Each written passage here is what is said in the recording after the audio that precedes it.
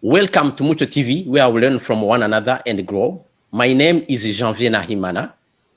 Today, we're going to speak about education. My guest today is Sydney Idemudia, Executive Director, Imhotep Legacy Academy. And I have Asha Trim-Gaskin.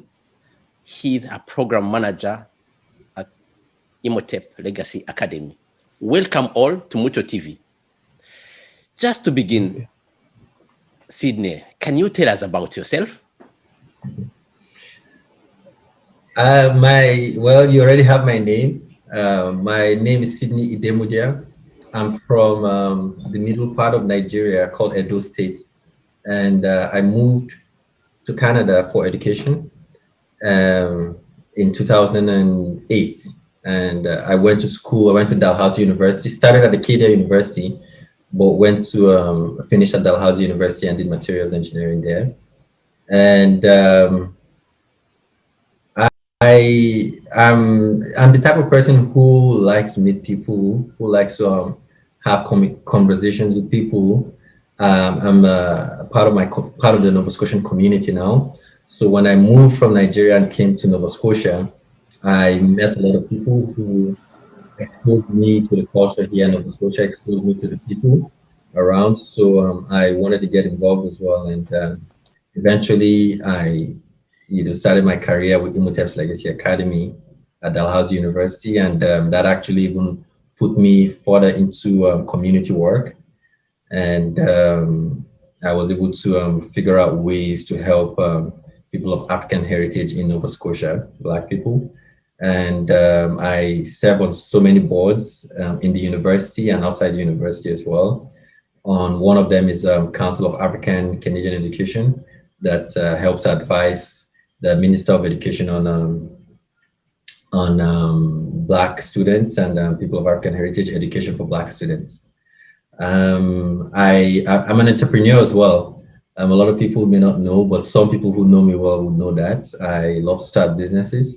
When I finished university, I actually started a clothing store, online clothing store. And from there, that's when I became the executive director of Imhotep's Legacy Academy. So I was doing that, both of them side by side, my business and being the executive director of Imhotep for some time. But then after a while, I realized that I really enjoy working with students, and I really enjoy helping students achieve their goals and getting into STEM studies. As for myself, who studied STEM in university, I felt I could actually help people do STEM. So I looked back to where I came from in Nigeria and felt we needed something like Imhotep's Legacy Academy in Nigeria. So I started an organization there in Nigeria as well that engages students in STEAM actually, but it's which is science, technology, engineering, arts, and mathematics. So like I said, I'm a regular community guy who likes to help people around him. I try to help people around me here in Nova Scotia, and I also try to help people from my community back in Nigeria. Thank you for your introduction. So I come to you, Asha. Can you tell us about yourself too? Sure, Janvier. So my name is Ashar Trim-Gaskin. I don't know if people are seeing this, but if you are seeing this and you're aware of the flag behind myself, it's a Barbadian flag. So I hail from the country of Barbados. And I came to Canada in 2011, the aim was for education. I attended Dalhousie University, where I studied a Bachelor of Science in Biology with a certificate in genetics. Had you asked me that I would be staying in Halifax after graduation, I would have said no. But during my courses here at Dalhousie University, I got in contact with Imhotep's Legacy Academy through the Black Student Advising Center, which is another organization that seeks to support our African Nova Scotians or persons of African descent in the university specifically.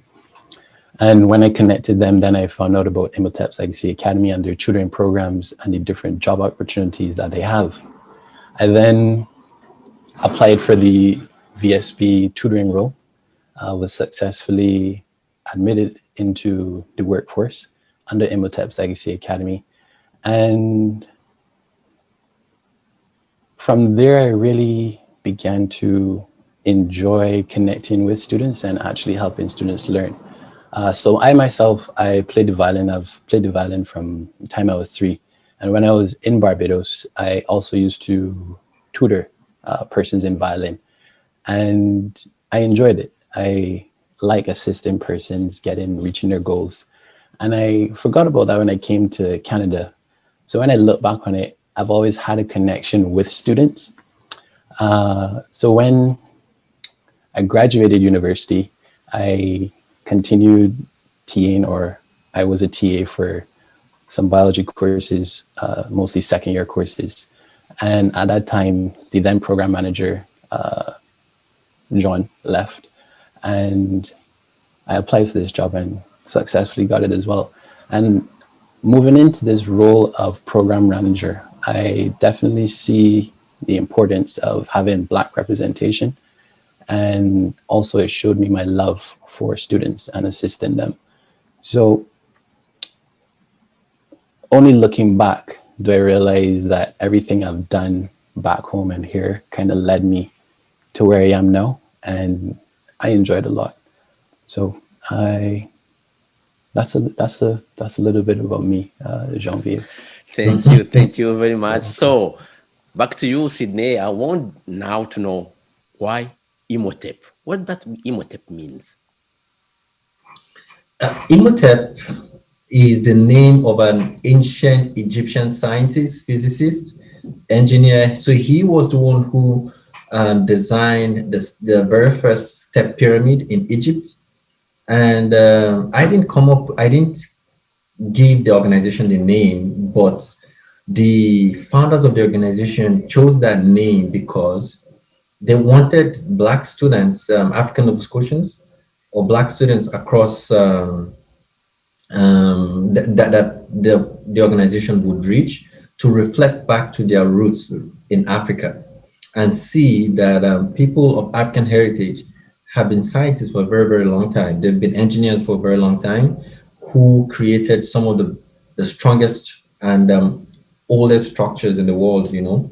So they wanted people to be able to see that Black people have been developing things and creating things from a very, very long time. So that's why the name is Imhotep's Legacy Academy. And I guess the organization was built in that legacy. And how and when Dalhousie started this partnership with African descent communities? So it started in 2003 by a Dalhousie professor called, his name is Dr. Kevin Hewitt. So he, not just him, but so he came from Vancouver and had a similar program there.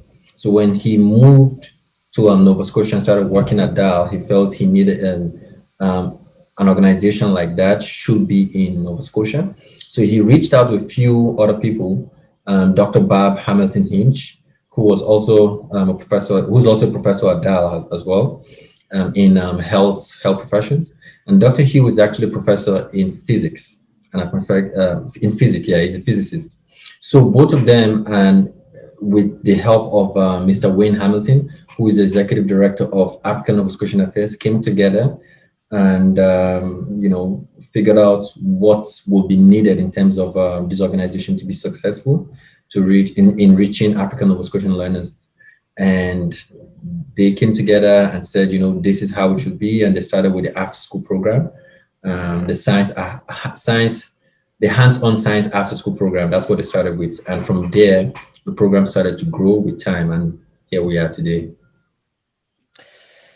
So Asha, for those who don't know STEAM, sometimes we see that abbreviation STEM, but we don't understand what that means. So how Imhotep help improve student success to bridge and achieve gap for our African descent youth? Okay. So we do that various ways. I would say the earlier a student comes into our program, the more benefits they are able to accrue. Benefits in the terms of scholarships, because we do have a ILA TD scholarship that starts from grade 7. So the earlier the student comes into our program, they have the advantage to be eligible for these scholarships. In them continuing in our program to grade 12, they would actually accrue up to $4,000 in a promise scholarship that they would continue on to DAL. So in their learning, every student has to do math. I'll stay away from English because we're talking about STEM. So we cover math. They always have to cover math, and it at least cover one of the sciences, so chemistry, biology, or physics. And we realized that there is not a lot that they can do inside of a school atmosphere. There's some things that are missing. I myself didn't realize this because I came from another country, so I thought this was a norm. But hands-on science activities is something that students don't really get that much of.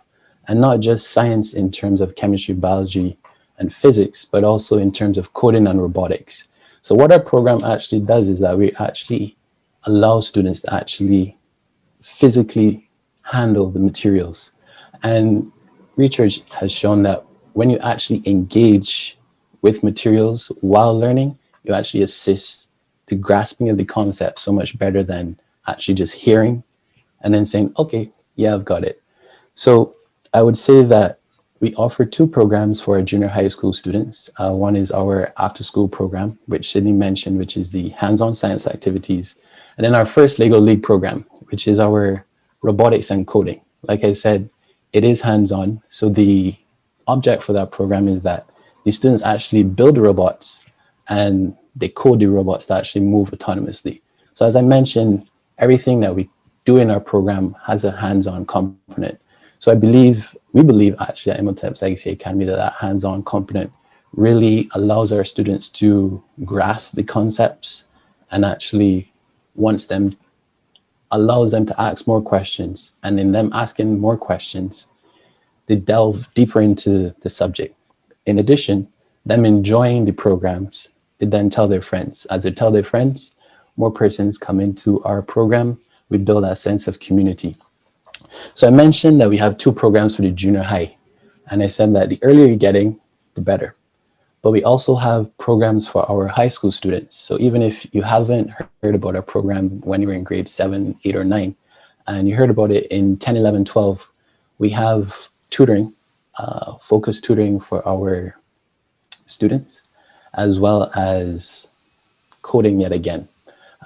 In this aspect, we want to actually not focus on the hands-on learning because we've already built that aspect in the junior high, but now we actually want them to see, okay, what are the real world applications? What does this mean?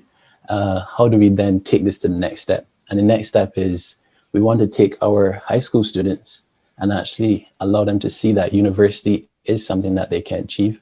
It doesn't have to be university, but at least some professional degree, something after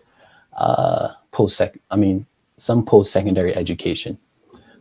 So that's why we believe that our program is really tailor-made to assist students in STEM, because we assist them from junior high, and the aim is that we want them to be going into university or post-secondary and then leading the next generation of African Nova Scotians or leading that representation of African Nova Scotians in the STEM professions. Sydney, as Executive Director, what are the key objectives and expected outcomes from your programs? Okay. But before I answer that, I just wanted to touch on something Asha mentioned. He talked about the scholarship. I wanted to mention that it's up to $5,000, not $4,000. I think he had said $4,000 was $5,000. So the key objective of our programs or organization is to inspire African Nova Scotian learners in STEM studies, basically inspiring them in any way we can through programs, activities, events, conversations, one-on-one conversation, mentorship. And the reason why is because there's been a lot of underrepresentation for people of African heritage in STEM studies. And that's what the founders of the organization realized, and that's what they saw when they created this organization. So the main objective, regardless of how we do it, is to inspire them in STEM positively and create a diverse workforce in the future, because we can't have engineers that are not of African heritage. You know, you go to work and you don't see people who look like you at work. We want to have a diverse group of workforce in the STEM field, so that when one African Nova Scotian or person of African heritage is there, they can see others who look like them working, and they can see that themselves reflect. They can have a sense of community as well when they're in the workforce. So basically, to inspire them.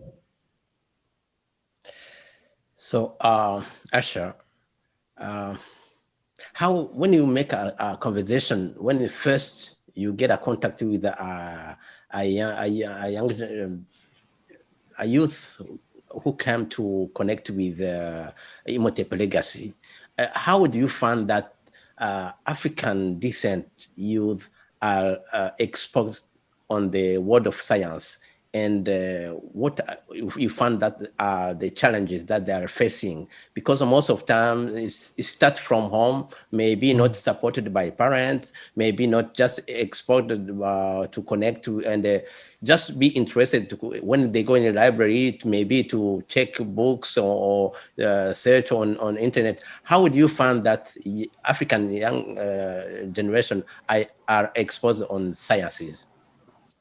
I would say, apart from school, I don't think they're really exposed to science per se.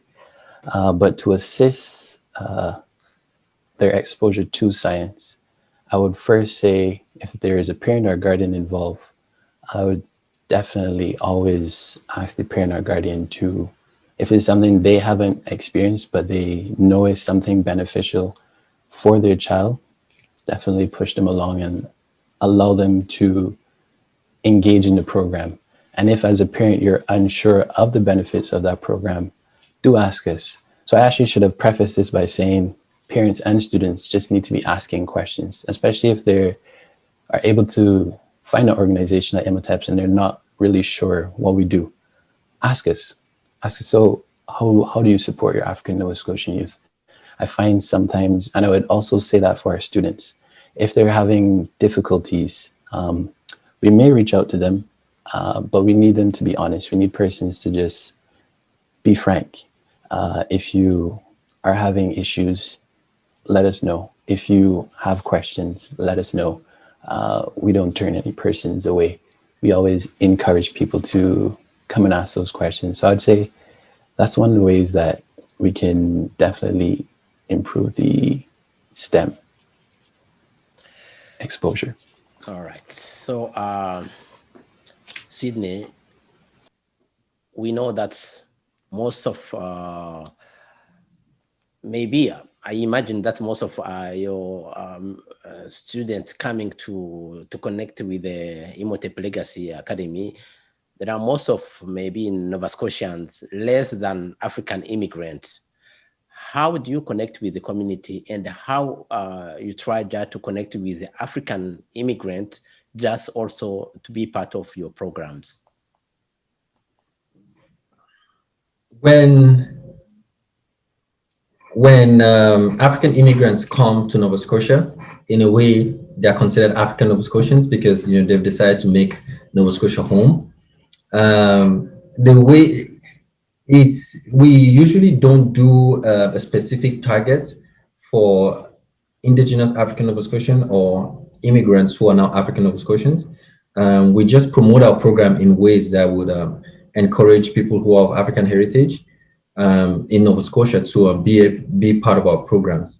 So we do that through community presentations, community interviews, such as what we're doing today, talking to someone like yourself who has a platform that can be used to spread the word of our organization and the word of the work that we do to people of African heritage. And I believe that someone of yourself will probably have a connection of immigrants as well who have African heritage that you will be able to help share the word of Imhotep's Legacy Academy to those people as well. So which kind of answers that question that you asked. Some other things that we do is that we do what's called a magic show, a science magic show, where we go to schools and do an activity that's in a way like a magic show. And people of African heritage, whether it's immigrants or African Nova Scotian indigenous, will see the program, the magic show, enjoy it, like it, and tell us they want to be part of it, because we give them notice of interest where they let us know that they want to be part of it, or they go tell their parents. And then we also connect with student support workers that are in the schools, because those they're usually very helpful for us to because they work with a lot of African Nova Scotians or people of African heritage in the school system, and they help bring them together for us to do the magic show, or when we have sessions in their school. They would help bring students together. Another thing again is that people would actually invite us to their community organization to do a presentation to their group of students. Recently, we did an about us feature in global news, and I'm sure a lot of people heard about that, saw that in the news. And we actually got requests from an organization to come and it's an African organization actually that invited us to come and do a presentation to their community, so that students from their country, the country they immigrated from, can learn more about our programs, and they can be part of our programs. So there are different ways we reach out to students through community presentations, interviews, student support workers, the schools themselves. And when people hear about us, they could always reach out to us, like Asha mentioned, for us to do a presentation to them, or for us to work with a group of students that they have. No, thank you. Thank you. Really, it's what we need. We need to share all these opportunity in our community, just to let people, to let families, to bring kids. And also, I will ask also a question about tutoring in school, to know which school are involved in tutoring, just to know that they are youth, they may be in the school, they finish their class, they go home, they didn't take a time just to know that maybe there is an opportunity maybe after school to learn and to improve their knowledge. So I can really give a testimonial, because I have my two kids that joining Imhotep Legacy. My son, he's in 12th grade, and he's involved in tutoring for chemistry, math, and really it's help. It's help because we parents, we don't have enough time just to support kids, and sometimes it's going to be beyond of our knowledge. We can't support because we don't really understand. And to get a tutor, it's very important. So I have also my daughter, and she's in coding. And really, Saturday, she can't miss any lesson, and she's really focusing, because we know that the future world, it's going to be technology, it's going to be a virtual world. We need just to bring these techniques to younger generation to learn. So really, I encourage parents to come and bring kids, and try just to start earlier, not just at the end when they want to graduate, but learn, get a journey learning STEM earlier. So that is a testimonial. Really, I appreciate you with the work we are doing. And during the COVID-19 pandemic, how you keep the youth focusing in this distance education? So Asha, you have program, you connect with the student, with parent. How you keep during the COVID-19 just supporting the youth to continue to be active in learning and the distance education? Well, you mentioned it yourself, Janvier, and that's really just communication. So we ramped up the amount of communication that we've been doing with our parents, letting them know, okay, or constant reminders actually of, okay, these are when our programs are, this is how you can connect to our students, this is what activity we'll be doing today. This week, we're doing math or homework assistance. What do your students need? So I would say the communication throughout this COVID period has definitely increased the student participation, as well as how we are able to stay connected as the communication, as well as feedback. We've been doing more feedback throughout the semester to actually ascertain, is this what you expected? If it isn't what you expected, what can we do better? What are we doing well? Is this time working? So we're just asking all those questions to see if, to evaluate our program, make sure that we are on the right track. So those are the main forms of communication. And then communication, not just email, but we've also increased our communication to our social platforms, such as Twitter, YouTube, Instagram, those platforms, as well as the interviews that Sydney has mentioned. So that really lets people know, okay, we're here, they're doing weekly programs, tune in. Sydney, can you just give us a little, just details about the tutors, the connection with the schools, how you give this opportunity for kids after school to learn, and how many tutors do you have, and how even bring people after COVID, because we know that they will be after COVID. So where are your location, and how your services are organized? Okay, so well, that's a question that kind of goes from what Asha was talking about. I should add to that by saying that our programs are now online because of COVID as a result of the pandemic, and we can't go to schools physically to work with students in our own effort to reduce the spread of the virus. So we are doing things strictly online. And the after school program, it's a hands-on program where students have to physically do the activities rather than watch. So what we've done that's different is that we now mail activity kits to students at their homes, not just for we're also trying to do that with other programs as well. But so far, we've been successful in doing that with the after school program. So now, like, we do it every 2 weeks. So the first week we mail program kits to students, and they receive it at home, and they could work with our mentors virtually while our mentors are working from their homes as well with the activities. The students can be doing it from their home, and it's a very nice feeling for students because they see their parents get packages every day or every week or once in a while, a meal in the box. And it's nice for the students to expect something in the box in the mailbox every 2 weeks, right? Isn't that nice? So that's a way that we're using to try to fight COVID. Our virtual school tutoring program, the name from the beginning is a virtual school program where it's done on the computer virtually. But in the past, students didn't used to participate virtually because they weren't just used to it. So we used to go to schools. Would have them come to our location in Adal at the Sexton campus. It's a very nice open space where students can come learn. It's a friendly environment where students can come learn and connect with other students as well. And we could bring students in there as well to do science activities.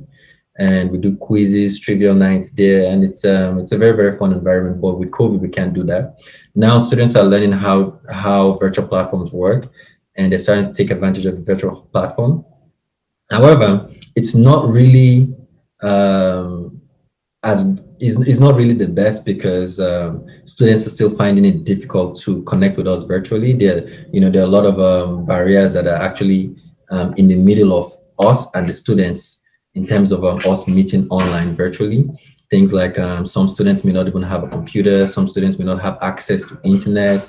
Once some students are done with school and they get back home, they just want to relax. They just want to, do home things. So we're still trying to figure out ways to reach students in, to cross these barriers that are out there, but there's still students who participate in the program. You talked about how many mentors we have. On a yearly basis, we hire about 20 to 35 mentors across Nova Scotia. And our programs are actually in different parts of Nova Scotia. We're in Halifax, Dartmouth, Truro, and Annapolis Valley, and specifically in Kentville and Canning, in Antigonish, and in Cape Breton, Sydney, Cape Breton. So we would usually hire mentors from across these regions to work with students of African heritage in our after-school program. However, for virtual school programs, we only go to schools within the HRM, but students from across Nova Scotia and all this, anywhere in Nova Scotia can actually call virtually to participate in the virtual school program. But now that we are online, things are done in such a way where students from across the province, anywhere, whether it's within those regions I call, or the students are in, Digby, Yarmouth, Shelburne, different parts of Nova Scotia, they could actually call virtually and participate in the after school program. All we just need from them is to register. We will mail, because when they register, we now have their address and information to mail them packages to join the after school program. As for the virtual school program, it's usually open every day from 4 p.m. to 6 p.m. 4 p.m. to 6 p.m. Students can call at any point within that period of time to get tutoring. And if that time doesn't work for them, they could actually send us an email and we'll set up a time that works for them. Isn't that cool? Is it that Yeah, that's that's really a good right? idea. Yeah. And it's, we're very, very open and available, and it's a great resource for students of African heritage in Nova Scotia. So we are trying to make sure people are well informed about our program, and it's completely free. Everything's completely free. I don't think anyone mentioned that today, but it's free for people to participate. So and there's scholarships as well. I don't know if I answered your question to the fullest. That answers the question, I believe. Yeah. So I have a question for us. I would like that to know from all the activities when you started at Imhotep Legacy Academy. You have organized workshops, you have organized summer camps and different activities. What are your best memories you can share with us? Best memories. I would say there are probably two of them. Two, because one, during the summer is always great to see the students wanting to connect and still learn about science. Because, during the summer, students, they just want to go play sports or go have fun with their friends. But to see them actually participating in science activities during the summer, that is, and the amount of fun that they have, because we usually do rockets and drones, and persons are usually like, I mean, you think you just shoot it off, but we actually give them the science behind it. We give them the person of African descent who actually participated in those fields. So I'd say the Summer Scholar program is definitely one of my favorite programs. And then the other one would be the First Lego League. The First Lego League, because the students come in shy at first, they unexpected, and they don't really know what is really about. But after their first competition, usually here in the Ivany campus, then you see that there is a hunger for, okay, yeah, I want to come do more. Yeah, I want to learn some more of this. And that was prevalent in our team 2019, 2020, because after we had finished Acadia, they were like, yo, Ash, like, I want to do this again. Like, I want to go to championships. Unfortunately, COVID came in, but I still, those two times I would say were some memorable times in terms of activities and connecting with students. But anytime I'm able to connect with students, to be honest, Janvier it's a great time. It's a great time. So, Sydney, we are almost at the end of our show. So, I would like that you share the way we can connect you, your website, the contact. But before you arrive there are some families struggling to know how to apply for scholarship, how to get support to register to Dalhousie, and You have been there, and what the message you can send to family that they want to send their students to Dalhousie, and if there is any support to African students at Dalhousie. Yeah, all this is important because families they are really struggling. They don't know where to start. There is a support from schools, but they think how to connect themselves to know what happened when you register a kid at Dalhousie. What can you share on that topic? First of all, the best way to reach us is via email or phone call. Our email address, my email address is imhotep@dal.ca, and that's IMHOTEP @DAL.ca. And our website is dal.ca/imhotep, same spelling as the last. And that's the best way to reach us. So when people go on our website, they can register for our programs there. Or if they're finding that difficult, the process of registering difficult, they could send me an email or give me a call.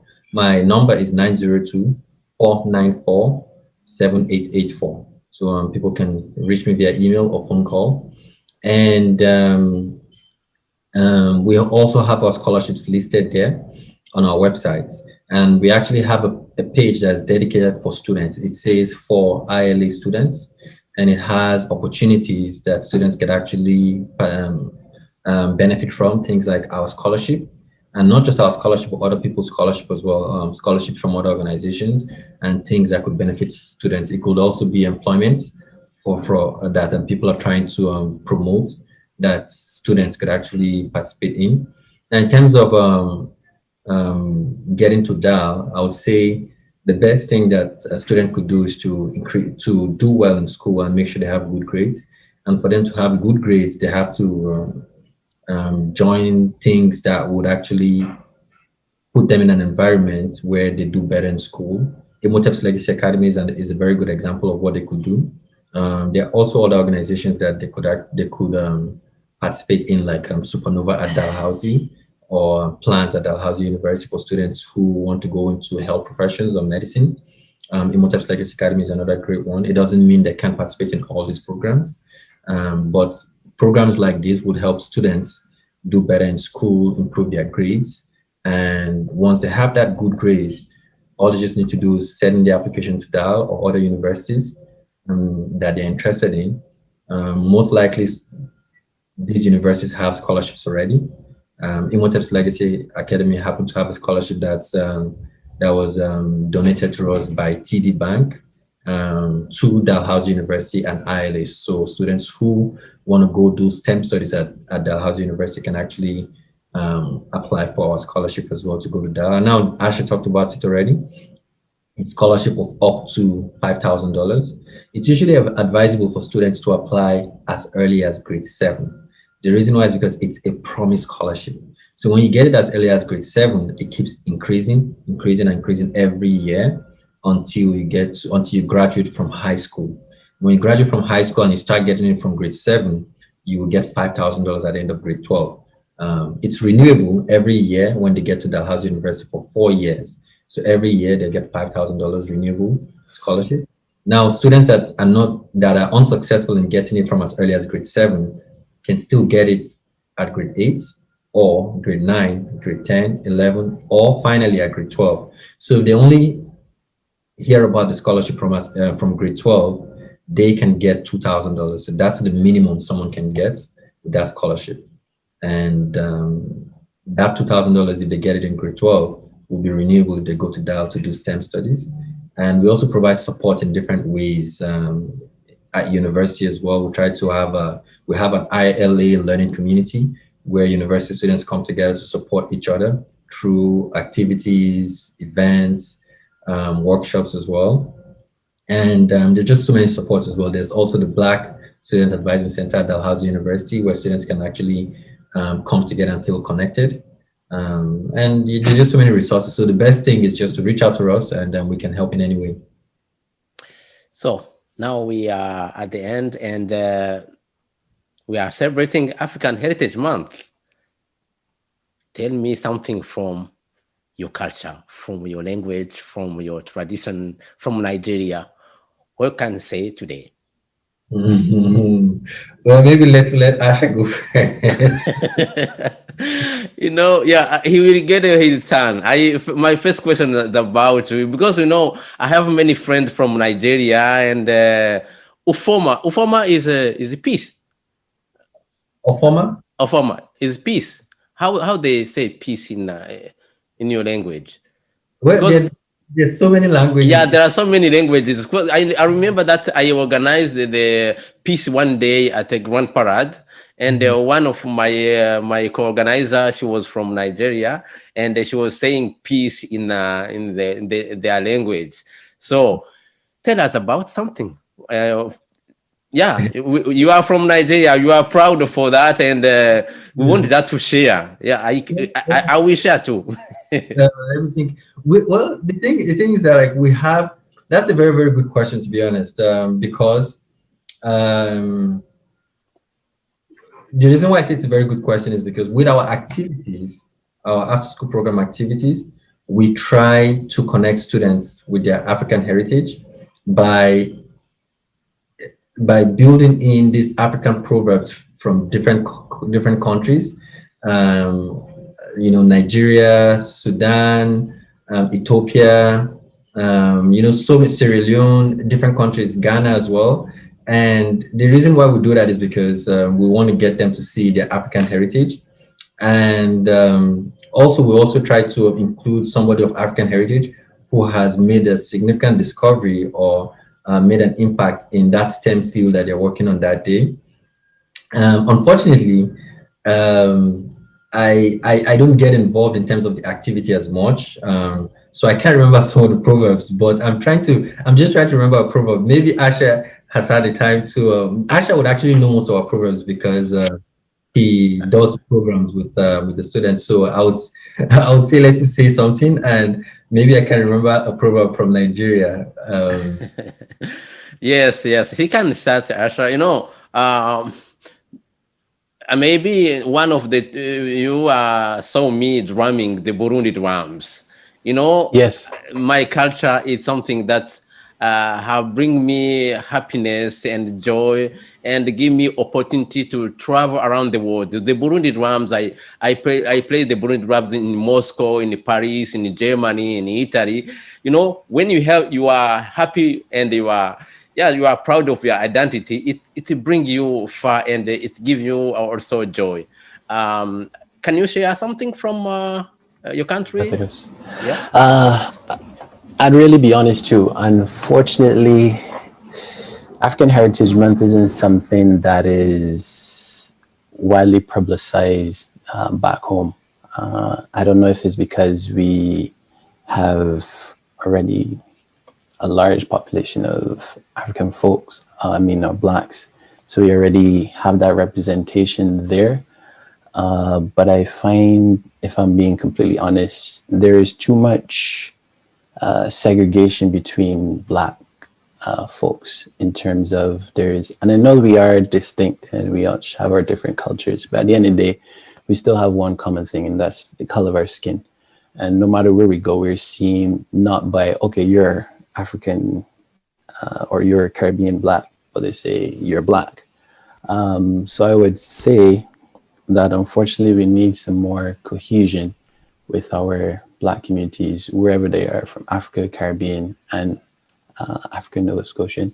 So I wouldn't be able to give you African something related to my culture, but I would say African proverb that is definitely stuck with me, something that we have here for Imhotep, and that is a Sudanese proverb where it says, "We desire to bequeath two things to our children.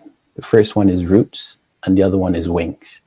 And from that, I simply understand that we want to make sure that we give our children a good foundation.